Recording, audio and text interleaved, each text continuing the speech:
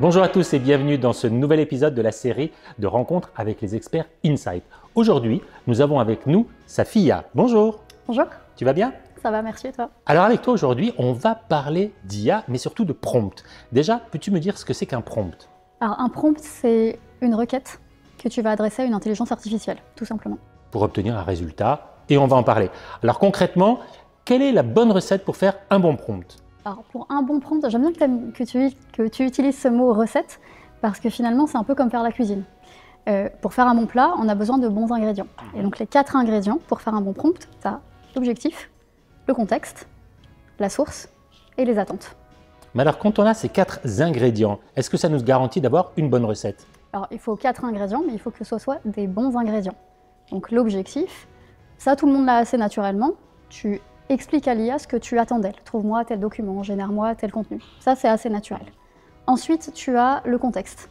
Là il faut que tu poses le cadre. Je reçois 10 amis à dîner, il y en a 2 végétariens, il ne faut pas que ça me prenne plus de 30 minutes. Toi, tu connais tous ces éléments, mais ton IA ne les connaît pas. Donc il faut que tu fasses l'effort de lui expliquer, de la mettre dans le contexte. Troisième ingrédient, la source. Alors, si tu ne précises pas la source, l'IA va se baser sur tout ce à quoi elle a accès. Si je prends le cas de Copilot, Copilot va se baser sur tous tes emails, tes Teams, tes SharePoint, tout ce à quoi ils ont accès. Donc, si l'IA a accès à des documents qui ne sont plus d'actualité, forcément, elle va te les ressortir. C'est comme si tu faisais une recette avec des tomates moisies, ça va se ressentir dans la sauce tomate que tu vas préparer. Très clair. Dernier ingrédient, les attentes. Là, c'est plus du dressage. Quel est le résultat que tu attends? Sous quelle forme ça doit apparaître? Ça peut être un tableau, ça peut être des bullet points, ça peut être en 200 mots maximum. C'est passionnant, mais alors concrètement, ça veut dire que avec les bons ingrédients et avec la bonne recette, finalement, faire un prompt, c'est accessible à tout le monde. C'est accessible à tout le monde. Alors maintenant, tu as les bons ingrédients, il te faut aussi un bon chef. Si tu mets les mêmes personnes face aux ingrédients, ce qui va faire la différence dans la recette qu'ils vont produire, dans le plat qu'ils vont produire, ça va être toute la personnalité qu'ils ont mise derrière. Ça commence par la politesse. Tout à l'heure, tu m'as demandé qu'est-ce que c'était un prompt.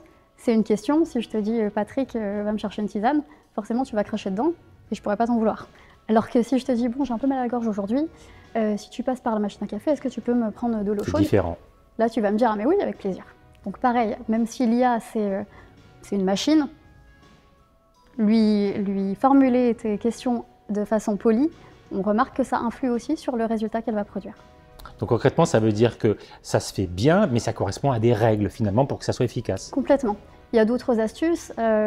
Par exemple, je peux aussi demander à l'IA « Attends, avant de me donner ta réponse, pose-moi 5 questions qui vont te permettre de produire un meilleur résultat. » Ça, c'est intéressant parce que l'IA va t'apprendre quels sont les éléments dont elle a besoin pour que tu produises un bon résultat. Donc finalement, c'est un parcours d'apprentissage que tu fais à deux.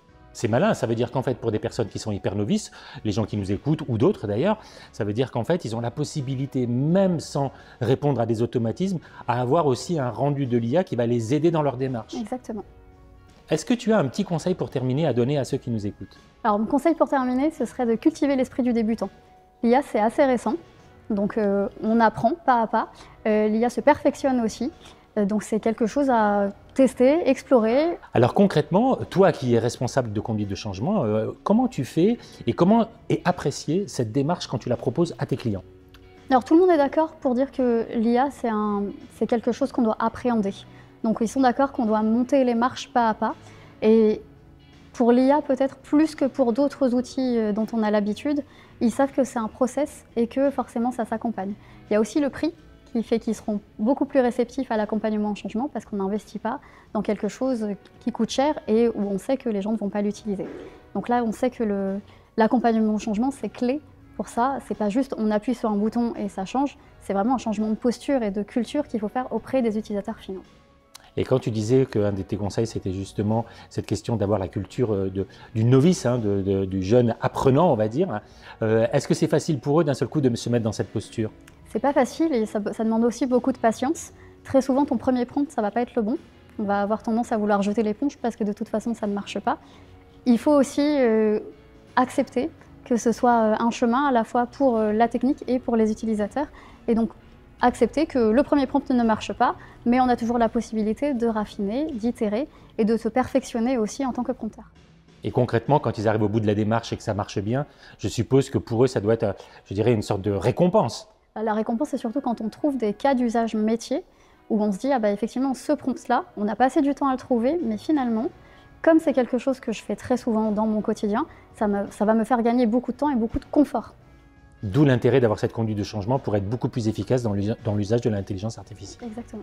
Merci Safia. Merci Patrick.